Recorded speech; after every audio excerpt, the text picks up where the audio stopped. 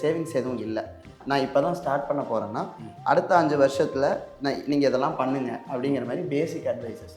நம்ம வர்ற வருமானத்துக்குள்ளே நமக்கு செலவு கரெக்டாக பண்ணிகிட்ருக்குறோமா? First basic. ஒரு தனி மனிதனானாலும் பிஸ்னஸ் ஆனாலும் அந்த பணத்தில் நமக்கு ஏதாவது இப்போ நம்ம வருமானத்துக்கு அதிகமான கடனாக வச்சுருக்கிறோமா? ஃபஸ்ட்டு நம்ம அப்போ அதை தான் சர்ஜரியாக நாம் நினச்சா அதையும் முதல்ல பண்ணணும்.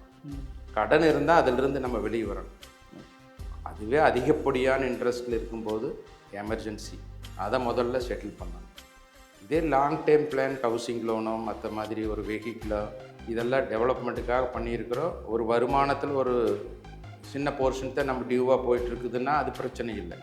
பட் ஒட்டுமொத்த வருமானத்தில் பாதி இன்ட்ரெஸ்ட்டாக போகுது அப்படிங்கிறபோது நம்ம அந்த இடம் சரியாக கவனிக்க வேண்டிய இடம். அந்த மாதிரி இருக்கிறவங்க ஃபஸ்ட்டு கடன் இல்லாத இடத்துக்கு வந்துடணும். கடன் இல்லாத இடத்துக்கு வந்துட்டோம். சேமிக்கணும்னா அப்போ 20% வருமானத்தில் முதல் செலவு சேமிப்பாக எடுத்து வச்சுக்கணும்.